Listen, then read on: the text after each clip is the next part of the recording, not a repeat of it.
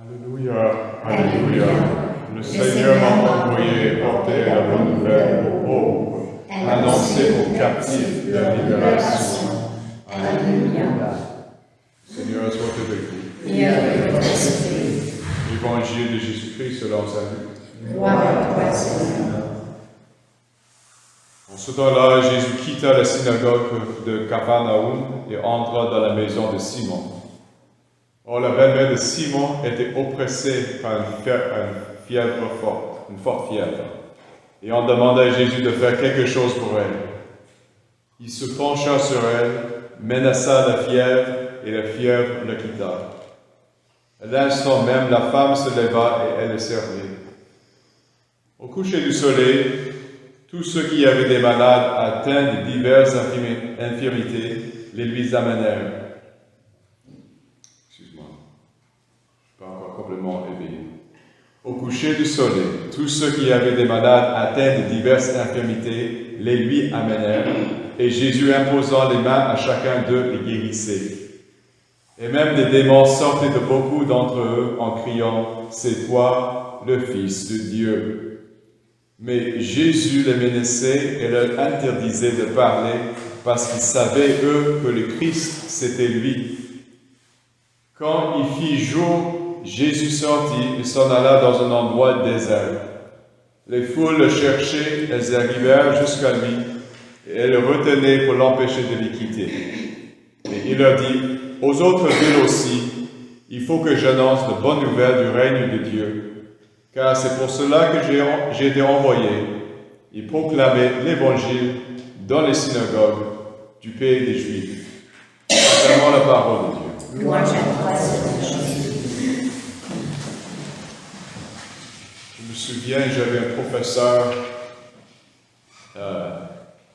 qui a fait la remarque que les fidèles sont chanceux d'avoir une messe tôt le matin, parce que parfois c'est difficile de se réveiller, être bien présent pour que le messe soit valide. Donc, quand les gens étaient un peu trop exigeants, ils rappelaient les gens que vous avez messe très tôt le matin, et bon, c'est valide. Bon, c'est pas très tôt. Mais j'ai eu un sommeil très léger, donc je peux bien reposer.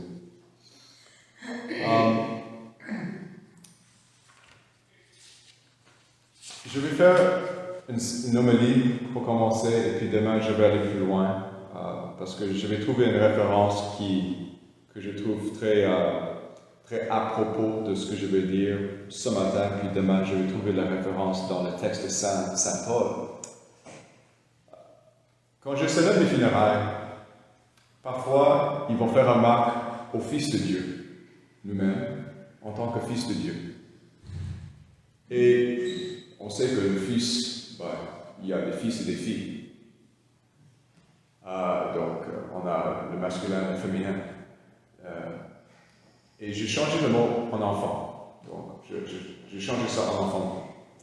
Et depuis un certain temps, quand on célèbre on fait la proclamation de la lecture, ou on prononce la lecture, on célèbre la messe, on peut mettre les deux formes. Fils, fille, frère, sœur, tout cela.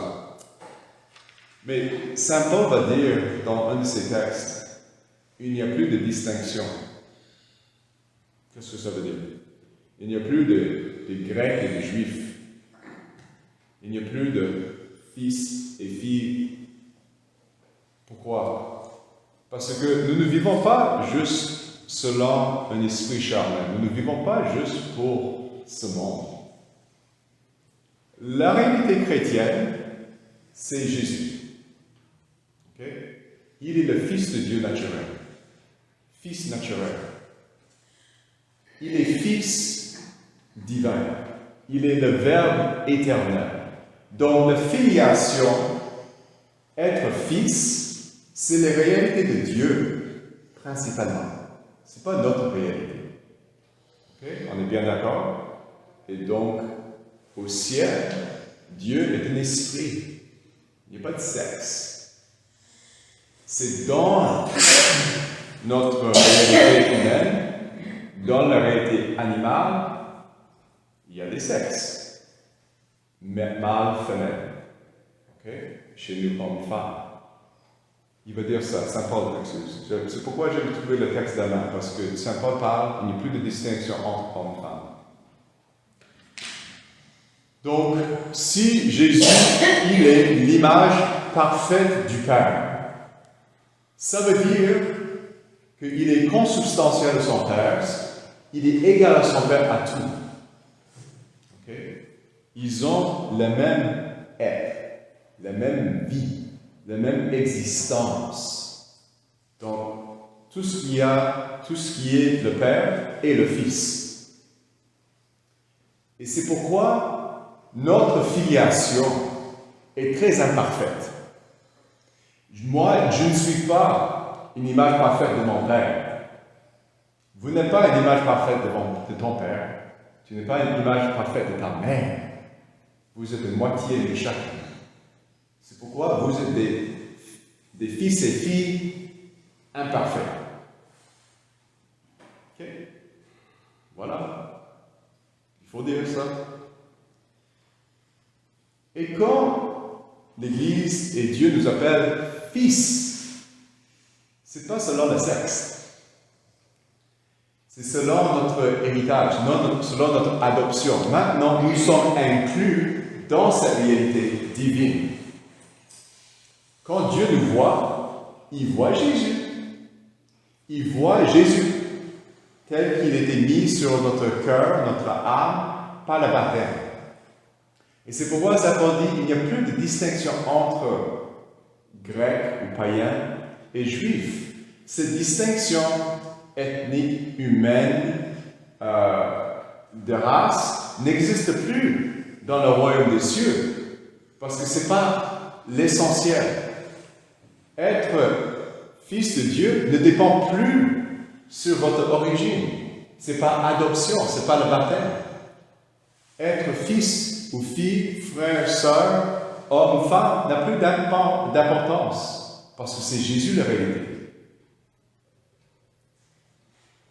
Deuxième chose, les anciens, une femme qui est devenue, entre guillemets, fils. Ça veut dire que dans la loi même sociale, elle est maintenant héritier. C'est un titre d'héritage, un titre légal.